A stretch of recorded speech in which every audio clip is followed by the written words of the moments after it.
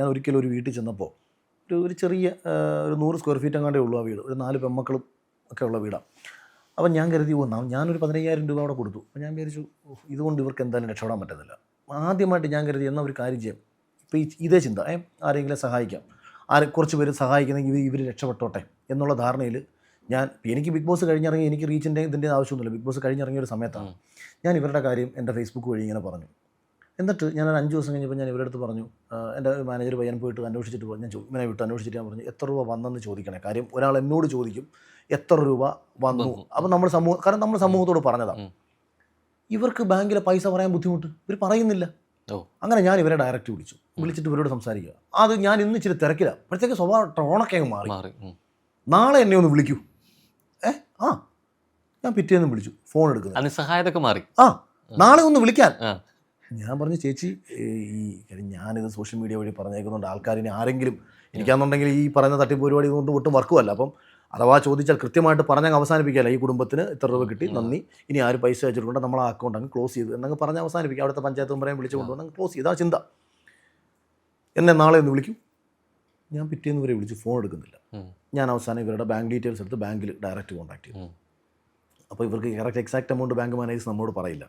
അപ്പോൾ ഞാൻ ചോദിച്ചു 15 ലക്ഷം രൂപയ്ക്ക് മേളിൽ വന്നോ? അപ്പോൾ അവർ പറഞ്ഞില്ല അത്രയും വന്നില്ല. ഞാൻ പറഞ്ഞു 10-നും 15-നും ഇടയ്ക്ക് ഏകദേശം 4 ദിവസം കൊണ്ടാണേ. എത്രയായിരുന്നു വേണ്ട ആവശ്യമുള്ള എമൗണ്ട്? എത്രയായിരുന്നു ആവശ്യം? അവർക്ക് രോഗമൊന്നുമില്ല. ഞാൻ കരുതി ഒരു വീട് വെച്ചോട്ടെ. ഇത് ഒരു 100 സ്ക്വയർ ഫീറ്റിൽ 3 പെൺമക്കളും അങ്ങനെയൊക്കെ വളരെ ബുദ്ധിമുട്ട് അനുഭവിക്കുന്ന ഒരു കുടുംബമല്ലേ. അപ്പോൾ അവർക്ക് രക്ഷപ്പെടണമെങ്കിൽ എന്തെങ്കിലും ചെയ്തോട്ടെ എന്ന രീതിയിലാണ് ഞാൻ ചെയ്തത്. ഇത് കഴിഞ്ഞ് കുറേ കാലം കഴിഞ്ഞിട്ട് വേറൊരു ഇൻഫ്ലുവൻസർ, അയാളുടെ മെയിൻ പണി എന്ന് പറഞ്ഞാൽ ഇങ്ങനെ ഈ ദാരിദ്ര്യം വിറ്റ് കാശാക്കുക എന്നുള്ളതാണ് അയാളുടെ മെയിൻ പണി.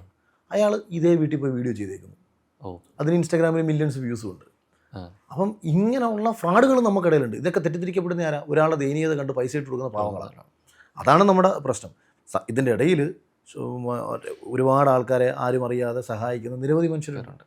അപ്പം പബ്ലിസിറ്റി, ചാരിറ്റിയെ പബ്ലിസിറ്റിയും ബിസിനസ്സുമാക്കി മാറ്റുന്നവനെ നമ്മൾ സൂക്ഷിക്കും. ഈ ഓപ്പറേഷൻ സിന്ദൂറിലെ പരാമർശം പിന്നീട് ഖേദകരമായിട്ട് തോന്നിയോ? പിൻവലിക്കാൻ തോന്നിയോ? അല്ല, ഒന്ന് കോടതിയുമായി ബന്ധപ്പെട്ടിരിക്കുന്നത് കൊണ്ട് ഡീറ്റെയിൽസ് പറയുന്നത് ശരിയല്ല. പക്ഷേ രണ്ടായാലും ഞാനവിടെ ഉദ്ദേശിച്ചത് എൻ്റെ രാജ്യം കൂടുതൽ അഭിമാനിക്കത്തക്ക നിലയിലെത്തണം. എൻ്റെ ഉദ്ദേശശുദ്ധി അതായിരുന്നു. വെടിനിർത്തൽ എനിക്ക് വർക്കായില്ല. ഞാൻ ഒരിക്കലും വെടിനിർത്തൽ ആഗ്രഹിച്ച ഒരാളല്ല. യുദ്ധം അനിവാര്യമാണെന്നാണോ? അതെ, ഞാൻ എൻ്റെ എഴുത്തിൽ കൃത്യമായിട്ടുണ്ട്, യുദ്ധം അനിവാര്യം അല്ല ഒരിക്കലും. പക്ഷേ നിലനിൽപ്പിന് ഇപ്പം നമ്മളെ ചില ആൾക്കാർ ഇൻഡിവിജ്വൽസിനെ നമ്മളെടുക്കുക, നമ്മളെ ഒരുത്തന്നെ നമ്മളെ അയൽപ്പക്കക്കാരൻ നിരന്തരം ശല്യം ചെയ്യുകയാണ്. നമ്മൾ വിചാരിക്കും നമുക്ക് ജോലിയുണ്ട്, അവൻ ഒരു ഗതിയും പരഗതിയില്ല, അവൻ വൈകുന്നേരം 2 അടിച്ചിട്ട് വന്ന് ചീത്ത വിളിച്ചുകൊണ്ടിരിക്കുകയാണ്. അല്ലെങ്കിൽ ഇവൻ റോട്ടിൽ കൂടെ പോകുമ്പം ചിലപ്പം തീട്ടം പാരി എറിയും, വൃത്തികെട്ടവനാണ്, നമ്മൾ എന്തിനാണ് എന്ന് കാര്യം നമ്മളിങ്ങനെ പോകും തോറും നമുക്ക് ദിവസേന ശല്യം കൂടിക്കൊണ്ടേയിരിക്കുകയാണ്. ഇവൻ കാരണം നമുക്ക് ശല്യമാണ്. ഒരു പരിധി വന്നു കഴിഞ്ഞാൽ നമ്മൾ ഇവൻ 2 കൊടുക്കും. പോലീസിൽ കൊടുത്തപ്പം പോലീസ് പിടിച്ചോണ്ട് ഇവൻ വീണ്ടും ഇറങ്ങി വീണ്ടും ചീത്ത വിളിയാണ്. അപ്പോൾ ഇവനെ നമ്മൾ 2 അടിക്കും. നമ്മൾ ഇവന് 2 അടി കൊടുക്കുമ്പോഴത്തേക്ക് ഇവൻ വീണ്ടും അതിനെക്കാട്ടും കീറി നമ്മളെ അങ്ങ് ഉപദ്രവിക്കാൻ വേണ്ടിയിട്ട് അവനങ്ങ് പ്രാന്തെടുത്ത് പല പരിപാടിയും കാണിക്കുമ്പോഴത്തേക്ക് ആരെങ്കിലും ഒരുത്തം വന്ന് പറയും ഇതങ്ങ് നിർത്തേ എന്ന് പറഞ്ഞ് നമ്മളങ്ങ് നിർത്തിയാൽ ഇവൻ്റെ സ്വഭാവം നമുക്കറിയാം. ഇവൻ കൊള്ളരുതാത്തവനാ, ഇവൻ നാളെയും ഇത് തന്നെ കാണിക്കും. അപ്പം ഇനി പലർക്കും അറിഞ്ഞുകൂടാത്ത ബലൂചിസ്ഥാൻ്റെ ഒരു ചരിത്രമുണ്ട്.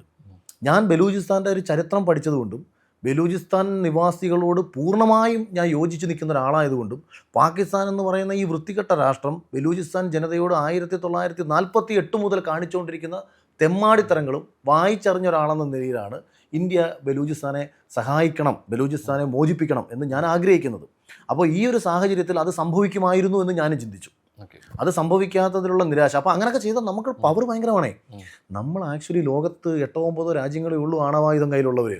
അതിലൊരു രാജ്യമാണ് ഇന്ത്യയും, അതിലൊരു രാജ്യമാണ് പാകിസ്ഥാനും. ആണവായുധം കയ്യിലുള്ളവനെ മറ്റുള്ളവനൊരു പേടിയൊക്കെ ഉണ്ടാവും. അപ്പോൾ ഇവിടെ നമ്മൾ പാകിസ്ഥാൻ പോലെ ആണവായുധമുള്ള ഒരു രാജ്യത്തെ നമ്മൾ ഒരു പക്ഷേ ആണവായുധമുള്ള രാജ്യത്തെ അത്ര എളുപ്പത്തിൽ അടിച്ചൊന്നും ഒതുക്കാൻ പറ്റത്തില്ല. ലോകത്തിൻ്റെ മുന്നിൽ നമ്മൾ അവനെ ഒന്ന് ഒതുക്കി തീർത്തു, അവനൊന്ന് ഒതുങ്ങിയെന്ന് തോന്നലുണ്ടാക്കിയിരുന്നെങ്കിൽ പിറ്റേ ദിവസം മുതൽ നമ്മൾ ഡിഫൻസ് സെക്ടർ ഭീകരമായിട്ട് പറക്കും. ഷെയർ മാർക്കറ്റിലൊക്കെ ചിലപ്പം അത്ഭുതകരമായിട്ടുള്ള കുതിച്ചുചാട്ടം നമ്മുടെ ഡിഫൻസ് സെക്ടറിലുണ്ടാവും. നമ്മൾ വിചാരിക്കും യുദ്ധം കൊണ്ട് നമുക്ക് നഷ്ടം ഉണ്ടാകുന്നു. യുദ്ധം കൊണ്ടുണ്ടാകുന്ന നഷ്ടത്തെ ഒരാഴ്ച കൊണ്ട് ആയുധ കച്ചവടമാണെന്നൊരു ലോകത്തിലെ ഏറ്റവും വലിയ ബിസിനസ്. ഈ അമേരിക്കയും ഈ ഫ്രാൻസും ഇവന്മാരെല്ലാം കാശുണ്ടാക്കുന്നത് എങ്ങനെയാണ്? ഇസ്രായേൽ ഉൾപ്പെടെ ഉള്ളവർക്ക് കാശ് വിടുന്ന ഇവരൊക്കെ എല്ലാം ആയുധമാണ്. ഇത് നമ്മുടെ അടുത്തേക്ക് ഒരുത്തം വന്ന് ചോദിക്കാൻ തുടങ്ങും. സംഭവം ഇപ്പം തന്നെ നമ്മൾ ഇസ്രായേലിൽ ഇറാൻ്റെ ബോംബ് വീണു, ഇന്ത്യയിൽ മിസൈലൊന്നും വീണില്ല, ഇന്ത്യയുടെ S-400 ഇതിനെക്കാട്ടിയും കരുത്തുറ്റതാണ്. അപ്പം നമ്മൾ ഡിമാൻഡ് കൂടുകയാണ് അവിടെ. അപ്പോൾ ഇത് വേണം എന്ന് പറഞ്ഞൊരുത്തം വന്നാൽ നമ്മൾ റഷ്യയോട് സംസാരിക്കാം. അപ്പോൾ റഷ്യയുടെ സാധനമാണ്, റഷ്യയുടെ അടുത്ത് ചോദിക്കണം, നമുക്ക് ഇങ്ങനെ ഒരു കോൺട്രാക്ട് വന്നിട്ടുണ്ട്, എങ്ങനെ നമുക്ക് സഹകരിച്ച് പുതിയൊരെണ്ണം ചെയ്താൽ എന്താ, അല്ലെങ്കിൽ നമുക്ക് ഇതേപോലത്തെ ഒരു പുതിയൊരെണ്ണം ഉണ്ടാക്കിയാൽ എന്താ. ലക്ഷക്കണക്കിന് കോടി രൂപയുടെ ഓർഡറായിരിക്കും മറ്റ് ലോകരാജ്യങ്ങളിൽ നിന്ന് നമുക്ക് വരാൻ പോകുന്നത്.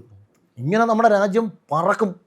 ലോകത്തിന് പറഞ്ഞിട്ടുണ്ട് യുദ്ധം അനിവാര്യം അല്ല എന്ന് പറഞ്ഞിട്ട് തന്നെയാണ് തുടങ്ങിയത്. ഇത്തരത്തിലെ അവനവന്റെ ഡിഫൻസ് നിലനിൽപ്പാണ് സ്ട്രോങ് ആണെന്നുള്ളത്. ഇപ്പൊ നിലനിൽപ്പിന്റെ ഒപ്പം തന്നെ അതിന്റെ ഒപ്പം തന്നെ ഈ മരണങ്ങളും അല്ലെ ഈ ജനങ്ങൾക്ക് ഉപദ്രവമായിട്ട് രീതിയിലേക്ക് ഇത് മാറുക എന്നുള്ളത്. ഇപ്പൊ എപ്പോഴും യുദ്ധങ്ങൾ കലാശിക്കുന്നതും അല്ലെങ്കിൽ എത്തിച്ചേരുന്നതും ഇത്തരം മരണങ്ങളിലൂടെ മാത്രമാണ് അല്ലെ. കുറെ നിരപരാധികളിലും മരണപ്പെട്ടു പോകുന്നുണ്ട്.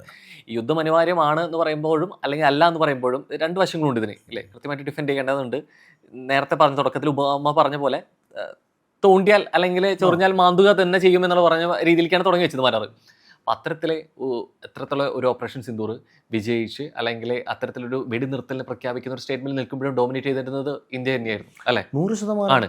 അപ്പൊ അത്തരത്തിൽ അനുമോദിക്കുക എന്നതിനല്ലേ വലിയ പ്രാധാന്യം ഉണ്ടായിരുന്നത്. അല്ലല്ല, അനുമോദിക്കുക തന്നെയാണ് ചെയ്തത്. അനുമോദിക്കുന്നത് മാത്രമല്ല, തൊട്ടു നോക്കടാ പാകിസ്ഥാനി പട്ടികളെ പാക്കലാം എന്നാണ് ഞാൻ എഴുതിയത് ആദ്യം. റോബർട്ട് വദ്രക്കെതിരെ അതിശക്തമായിട്ട് ഞാൻ എഴുതി. മറ്റേ മോദി രാഷ്ട്രീയമായിട്ട് ചെയ്തതാണെന്ന് മല്ലികാർജ്ജുൻ ഖാർഗെ പറഞ്ഞപ്പോൾ മല്ലികാർജ്ജുൻ ഖാർഗെക്കെതിരെ കോൺഗ്രസിലെ വിവരം കെട്ട അണികളുടെ കയ്യടികൾക്ക് വേണ്ടിയിട്ട് ഇന്ത്യൻ നാഷണൽ കോൺഗ്രസിൻ്റെ പ്രസിഡന്റ് ഇങ്ങനെ പറയരുത് എന്ന് പറഞ്ഞു.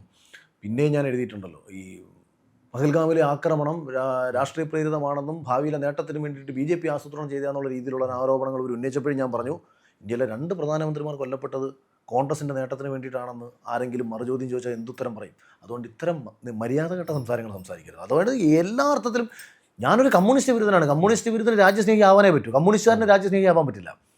അത് ആശയം ഇവിടെ കിടക്കുന്ന ആശയമല്ല, അത് വേറൊരു രാജ്യത്തിൻ്റെ ആശയമാണ്. അവന് ഇന്ത്യയുടെ സ്വാതന്ത്ര്യ സമരത്തെ അംഗീകരിക്കാൻ പറ്റിയിട്ടില്ല, നമുക്ക് സ്വാതന്ത്ര്യം കിട്ടിയത് അംഗീകരിക്കാൻ പറ്റിയിട്ടില്ല, ഇന്ത്യൻ പതാക അവൻ അംഗീകരിച്ചിട്ടില്ല, കരിദിനം ആഘോഷിച്ചവരാണ്.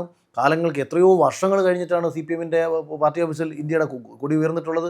അപ്പം ഇന്ത്യയുടെ കാഴ്ചപ്പാടുകളോട് ഒരിക്കലും ചേരാത്ത ഒരു രാഷ്ട്രീയ പ്രസ്ഥാനത്തെ അതിശക്തമായിട്ട് എതിർക്കുന്ന ഒരാൾക്ക് ദേശസ്നേഹിയും രാജ്യസ്നേഹിയും അല്ലാതെ വേറൊന്നും ആവാൻ പറ്റില്ല. പക്ഷേ അതിൻ്റെ അർത്ഥം BJP RSS കാണിക്കുന്ന എല്ലാ ചെയ്തികൾക്കും ന്യായീകരിച്ചു കൊടുക്കുക എന്നുള്ളതല്ല. അതുകൊണ്ടാണ് ഇപ്പോൾ എതിർത്ത് സംസാരിച്ചത്. അപ്പം ഞാൻ വേടൻ്റെ വികസി പറഞ്ഞാലും വേടൻ മോദി എതിർത്താൽ 100% മോദി എതിർക്കുന്നത് രാഷ്ട്രീയമായിട്ട് എന്താ തെറ്റ്? ഒരു കുഴപ്പമുള്ള കാര്യമില്ല. ഈ രാജ്യത്തെ ഭരണാധികാരിയെ വിമർശിക്കുക തന്നെ വേണം. അത് പാർട്ടിയിലൂടെ വിമർശിച്ചോ അല്ലാതെ വിമർശിച്ചോ. ഇപ്പം പക്ഷേ അത് മുതലെടുപ്പിന് വേണ്ടിയാവരുത്. വേറൊരു വിഭാഗത്തിൻ്റെ കയ്യടിക്ക് വേണ്ടിയിട്ട് മുതലെടുപ്പിന് വേണ്ടിയിട്ട് യൂട്ടിലൈസ് ചെയ്യുമ്പോൾ അതിലൂടെ വേദനിക്കപ്പെടുന്ന ഒരു വിഭാഗം ഇവിടെ ഉണ്ട്. ഏതെങ്കിലും ഒരു ഘട്ടത്തിൽ സംഘപരിവാറിനെതിരെ വിമർശിക്കാനോ അല്ലെങ്കിൽ സ്റ്റേറ്റ്മെന്റ് ഈ ഇന്റർവ്യൂവിൽ എനിക്കിപ്പോൾ സംഘപരിവാറിനെ വിമർശിച്ചാൽ ഒരു കുഴപ്പമില്ല, നമുക്ക് സന്തോഷം, ഞാനും കൂടെ ഒന്ന് വിമർശിക്കാം, അനന്ത കുഴപ്പം. പക്ഷേ പ്രശ്നം കിടക്കുന്നത് അത് കൺവേർട്ട് ചെയ്തിട്ട് സമൂഹത്തിൽ ഒരു പൊതു ധാര ഒരു ഇത് സൃഷ്ടിച്ചെടുക്കുകയാണ്. എങ്ങനെയാണ് വേടന് കിട്ടുന്ന പ്രോഗ്രാമുകൾ ദളിത് സമൂഹത്തിൻ്റെ രക്ഷയ്ക്ക് വേണ്ടിയിട്ടാണെന്നുള്ള രീതിയിലേക്ക് ഒരു ചർച്ച സോഷ്യൽ മീഡിയയിൽ ഉയർന്നു വരുമ്പോൾ എങ്ങനെയാണ് അത് മെച്ചമുണ്ടാകുന്നത്? ഏതെങ്കിലും ഒരു ആൾ ഈ സമൂഹത്തിൽ നിന്ന് രക്ഷപ്പെട്ടാൽ ഈ സമൂഹം പ്രശ്നങ്ങൾ നേരിടുന്നുണ്ടെങ്കിൽ, ഈ സമൂഹം നിശബ്ദരാക്കപ്പെട്ടവരാണെങ്കിൽ ഇന്നും ആദ്യം നിങ്ങൾ കമ്മ്യൂണിസ്റ്റ് പാർട്ടി എടുത്ത് ദൂരെ എറിയണം. അവന്മാരെ വീട്ടിൽ കയറ്റരുത്. പറയണം നിങ്ങൾ എന്ത് ഞങ്ങൾക്ക് വേണ്ടി ചെയ്തു തന്നു. ഞാൻ 25 വർഷങ്ങൾക്ക് മുമ്പ് താമസിച്ച ഒരു ദളിത് കോളനിയിലാണ്. ഞാൻ ഫോട്ടോ വേണമെങ്കിൽ അയച്ചു തരാം, എൻ്റെ ഫേസ്ബുക്കിൽ കിടപ്പുണ്ടത്. ഒരു ദളിത് കോളനിയിലാണ്. അവിടെ ഇന്നും രോഹൻ ഒരുപക്ഷെ നിങ്ങൾ പോയി ജിഞ്ചർ മീഡിയക്കാർ കൊട്ടിയത്ത് പോയിട്ട് അന്വേഷിച്ച് കഴിഞ്ഞാൽ നിങ്ങൾക്ക് അതിൻ്റെ വീഡിയോസ് കിട്ടും. ഇപ്പോഴും ഒരു കനാലിൻ്റെ അപ്പുറവും ഇപ്പുറവും മൺകട്ടകളുകൊണ്ട് കെട്ടിയ ഷീറ്റുകളിട്ട ചെറിയ വീടുകൾ. ഞാൻ താമസിച്ച വീടും ഇന്നും അതേപടി അവിടെ നിൽപ്പുണ്ട്. അത് ഒരു ഓടിട്ട, ഞാൻ എൻ്റെ ലൈഫിൽ ഒരു റൂമിന് അപ്പുറം വലിപ്പമുള്ള റൂമിലൊന്നും 10ാം ക്ലാസ് വരെ കിടന്നിട്ടില്ല. അതായത് ഒരു ബെഡ്റൂം, ഒരു അടുക്കള, കയറി വരുന്നൊരു ഹാള്, ഒരു 300-400 സ്ക്വയർ ഫീറ്റ് വീടിനപ്പുറമൊന്നും ഞാൻ 10ാം ക്ലാസ് വരെ വാടക വീട്ടിൽ പോലും ഞാൻ കിടന്നിട്ടില്ല. അത്രയും രീതിയിൽ തന്നെ നമ്മൾ ജീവിച്ചത്. ചാണകം മെഴുകിയ ഓലപ്പരയുള്ള വീടുകളിൽ തന്നെ ഞാനും കിടന്നുറങ്ങിയത്. അതുകൊണ്ട് അവസ്ഥകളെ കുറിച്ച് പറയുമ്പോൾ അവസ്ഥകൾക്ക് ജാതിയൊന്നുമില്ല. കാശില്ല, 2 ജാതി ഇവിടെ ഉള്ളൂ. കാശുള്ളവൻ്റെ ജാതിയും കാശില്ലാത്തവൻ്റെ ജാതിയും, അധികാരമുള്ളവൻ്റെ ജാതി, അധികാരം ഇല്ലാത്തവൻ്റെ ജാതിയും.